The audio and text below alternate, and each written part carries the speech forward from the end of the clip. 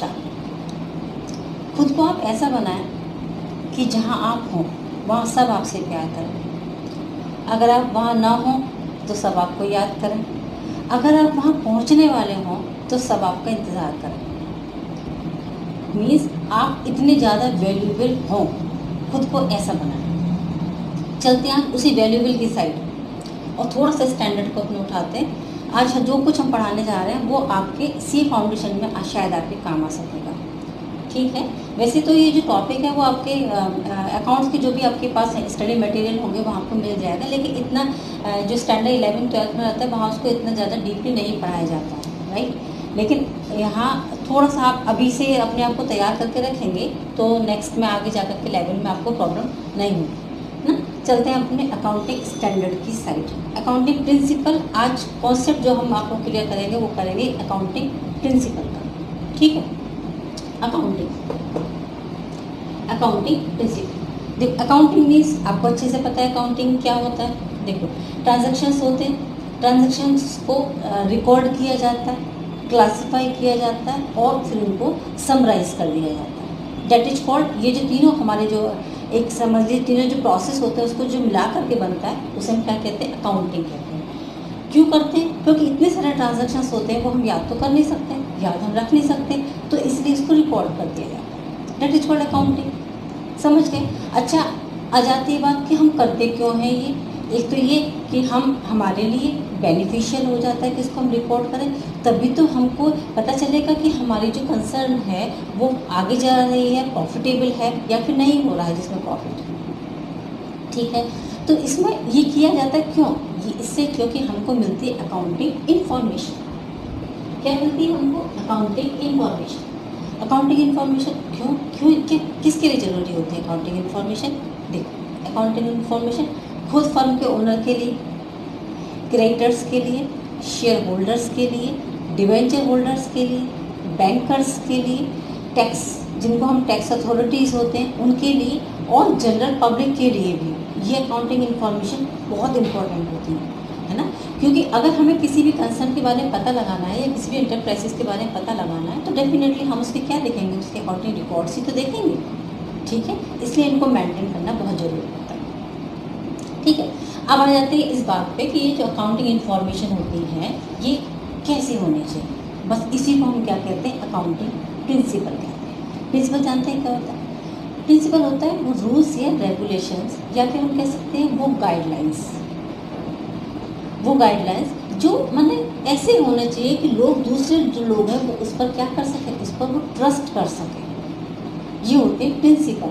और हम बात करेंगे यहाँ पर अकाउंटिंग प्रिंसिपल की, है ना, कि ये जो ट्रांजैक्शन हम रिकॉर्ड कर रहे हैं उसमें कौन से अकाउंटिंग प्रिंसिपल्स को हम फॉलो करेंगे। अकाउंटिंग प्रिंसिपल्स, आज हम इसी की बात करने जा रहे हैं। ठीक है, ये हमने अभी हमने बात की थी, रिकॉर्डिंग होती है, क्लासिफाइंग होता है और समराइजिंग कर देते हैं। ठीक है, अकाउंटिंग प्रिंसिपल है ना। अकाउंटिंग प्रिंसिपल क्या होता है? अकाउंटिंग प्रिंसिपल ये होते हैं हमारे रूल्स या फिर गाइडलाइंस। किसके लिए? रिकॉर्डिंग ऑफ ट्रांजैक्शंस के लिए।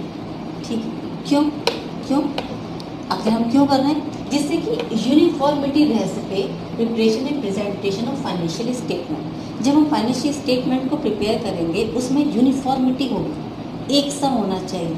ठीक है, तो अगर हम सेम रूल को फॉलो करेंगे तभी तो वो सेम हो पाएगा, नहीं तो कभी कुछ और कभी कुछ हमने किसी वैल्यूशन में कोई मेथड यूज़ कर दिया, किसी वैल्यूशन में कोई मेथड यूज़ कर दिया, तो क्या वो सेम हो पाएंगे?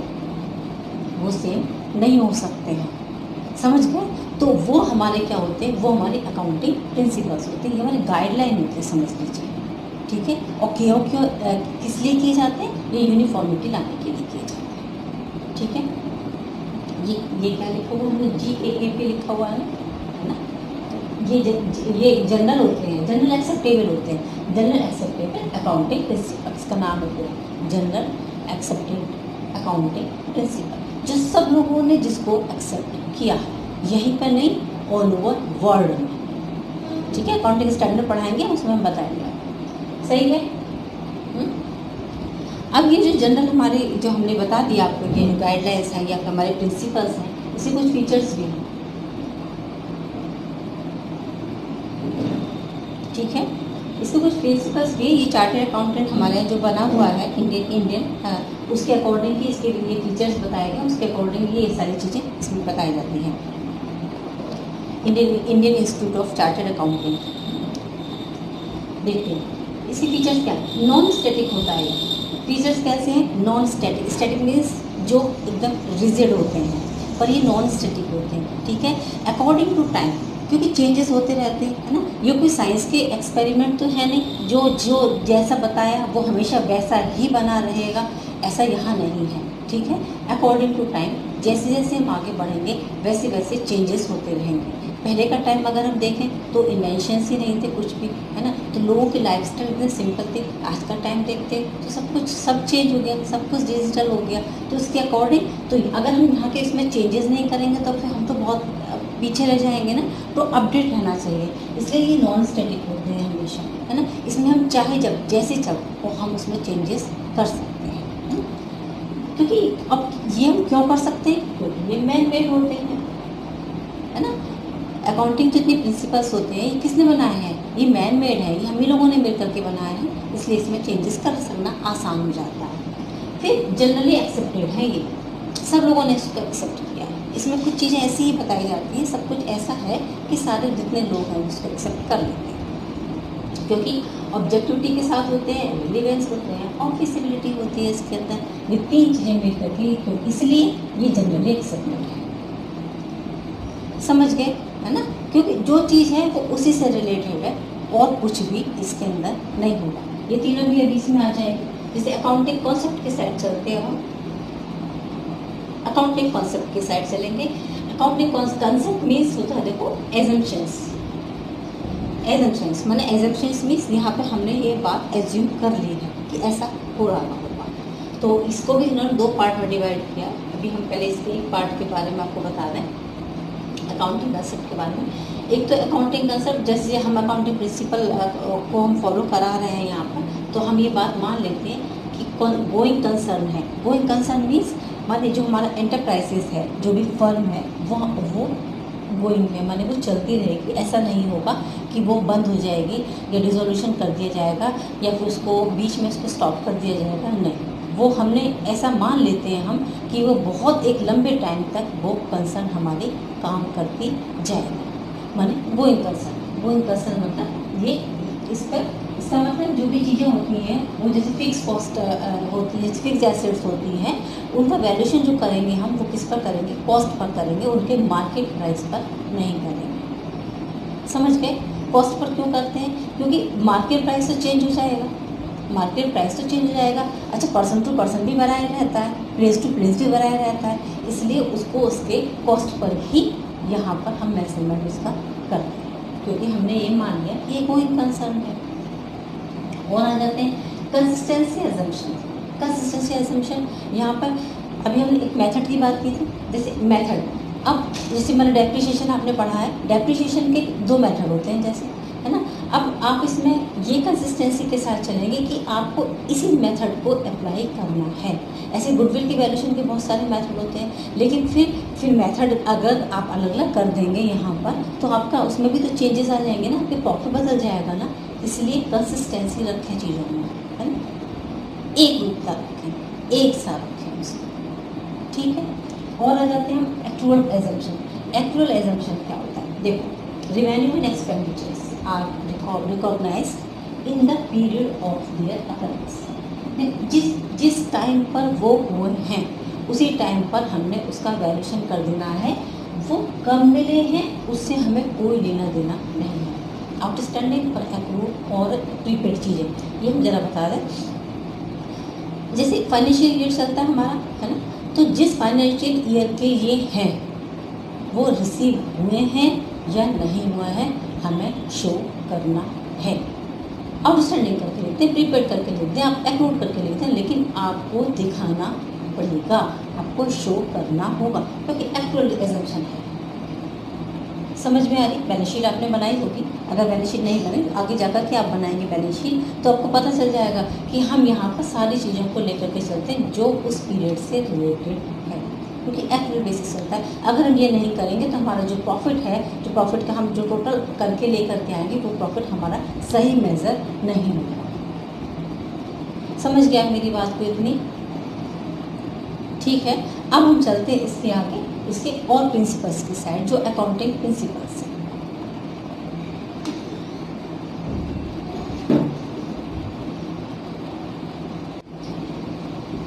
तो स्टार्ट करते हैं अपना फंडामेंटल अकाउंटिंग प्रिंसिपल। ठीक है, फंडामेंटल क्या ये आपको बताते हैं। फर्स्ट ये है अकाउंटिंग यानी कि बिजनेस एंटिटी प्रिंसिपल, क्लियर सारी है ना। ये बिजनेस एंटिटी, देखें बिजनेस एंटिटी यानी कि ओनर की जो कैपिटल होती है वो फर्म के कैपिटल से बिल्कुल सेपरेट होती है। क्यों होती है? क्योंकि ओनर को as a creditor, owner's capital मतलब एज ए क्रेडिटर उसको ट्रीट किया जाता है और उसकी कैपिटल को बिल्कुल सेपरेट रखा जाता है। इसीलिए तो लायबिलिटी साइड में हम उसे शो करते हैं, है ना। नहीं तो उसके एसेट्स में क्यों नहीं शो कर लेते? भाई वो तो फर्म की एसेट बन गई ना। लेकिन नहीं, क्योंकि ओनर की है और ओनर की जितनी भी कैपिटल होती है वो हमारी क्या होती है? वो लायबिलिटी होती है। और ओनर हमारा कौन होता है? क्रेडिटर होता है। यानी कि बिजनेस और उसका ओनर, इन दोनों का जो एंटिटी होती है वो बिल्कुल सेपरेट होती है। ठीक है। अगर ओनर हट भी गया तो भी अगर वो बिजनेस आगे कंटिन्यू होना चाहता है, यानी कि फर्म आगे चलना चाहती है, तो वो आराम से चल सकती है, कोई प्रॉब्लम नहीं है इसमें। क्लियर? ठीक है। आगे देखते हैं मनी मेजरमेंट। हमेशा देखो अकाउंटिंग स्टैंडर्ड हम पढ़ रहे हैं, मनी अकाउंटिंग प्रिंसिपल क्या कहता है? इसमें हमेशा मनी को मेजरमेंट किया जाता है। बाकी किसी भी क्वालिटीज़ हैं आपकी इमोशंस हैं, आपका हार्ड वर्क है, वो यहाँ पर मैटर नहीं करता है। ठीक है। हम अकाउंटिंग कर रहे हैं, यहाँ पर हम ट्रांजैक्शंस रिकॉर्ड कर रहे हैं, तो यहाँ पर हमारे पास इमोशंस के लिए कोई जगह नहीं है। हमारा काम क्या है? हम सिर्फ मनी मेजर करते हैं। ठीक है। और चलते हैं अकाउंटिंग पीरियड की साइड। ये बहुत इंपॉर्टेंट चीज़ है। देखें अकाउंटिंग पीरियड, अब हमने तो ये सोच लिया कि जैसे गोइंग कंसर्न की बात अगर हमने अभी की थी, तो गोइंग कंसर्न मतलब हमारा जो फर्म है वो बहुत लंबे टाइम तक चलता रहेगा।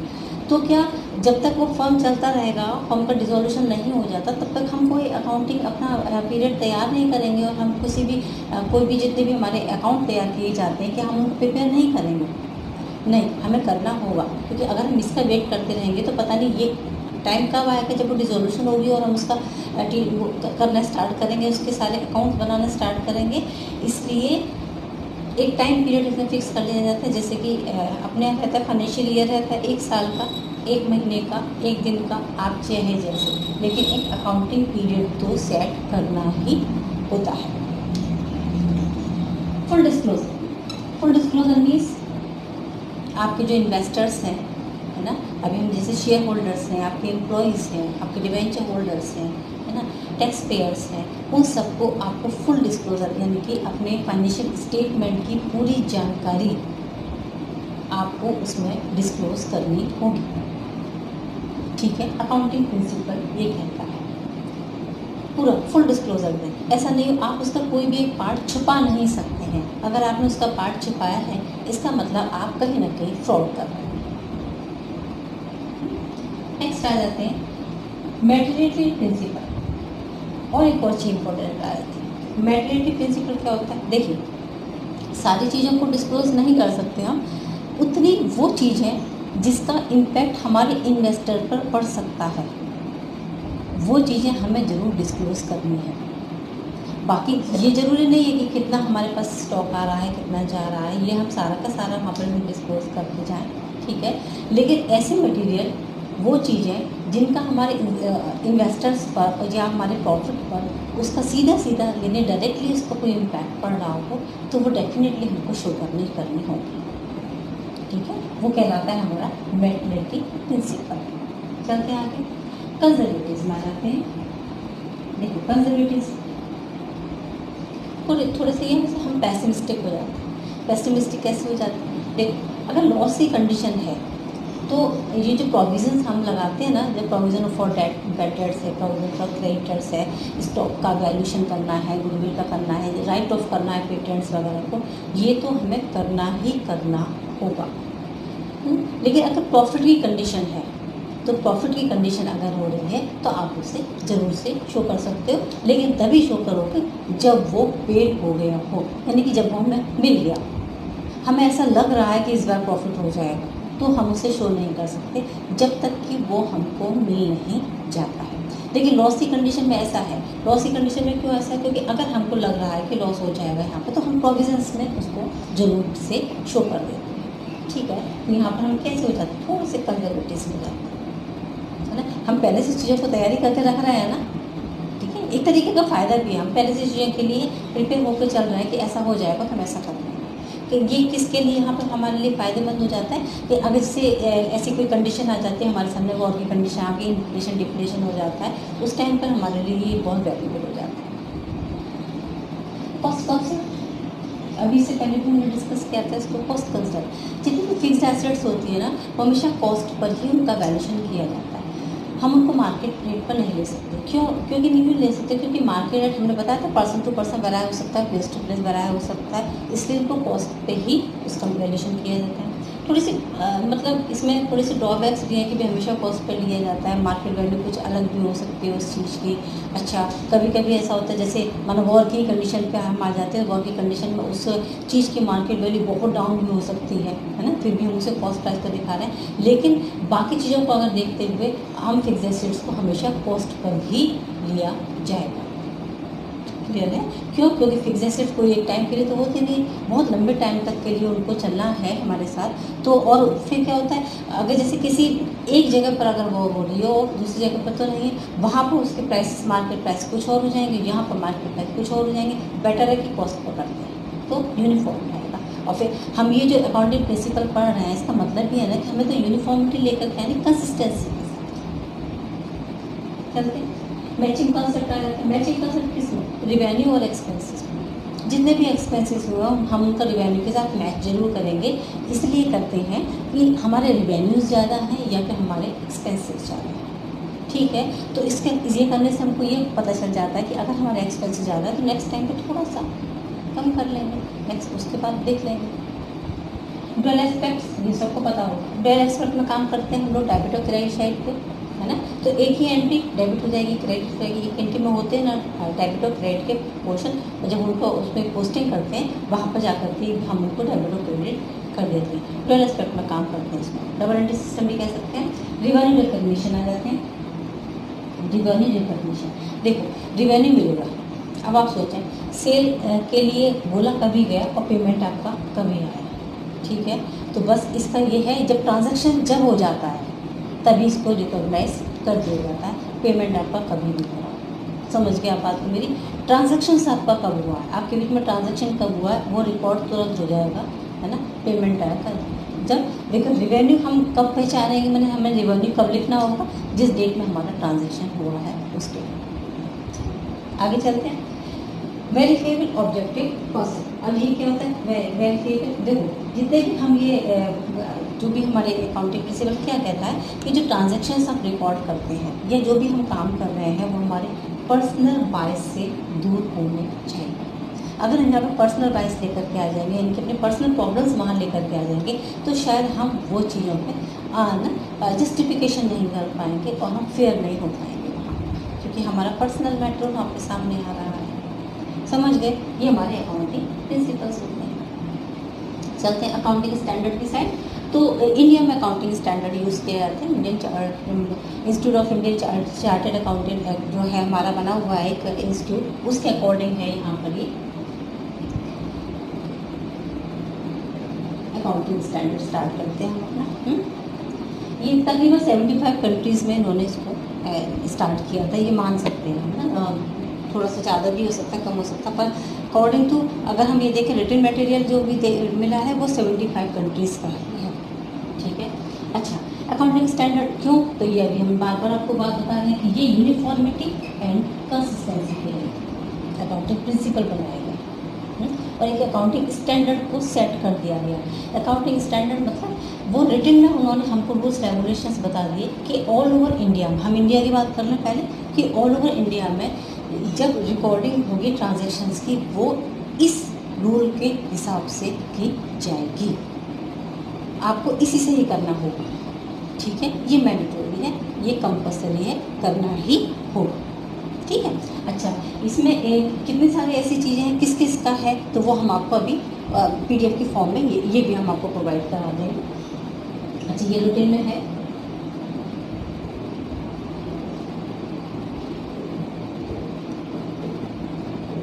ठीक है, ये भी अकाउंटिंग स्टैंडर्ड हमारे जो चार्टर्ड अकाउंटेंट इंस्टीट्यूट बना हुआ है इंडिया में, उसके अकॉर्डिंग ही हमारे पास ये जो भी अकाउंटिंग स्टैंडर्ड बना हुआ है वो उसके साथ आ जाते हैं। ठीक है। अच्छा, इंटरनेशनल अकाउंटिंग स्टैंडर्ड की बात और कर लेते हैं, तो वो भी इंटरनेशनल अकाउंटिंग स्टैंडर्ड भी जो सेट कर रखा है, जो रूल्स रेगुलेशन उन्होंने बता रखे, वो भी हम आपको अभी दिए हुए हैं इसके साथ। तो इस वीडियो के लास्ट में आपको अकाउंटिंग स्टैंडर्ड इंडिया में और इंटरनेशनल, आपको दोनों भी प्रोवाइड हम कराएँ।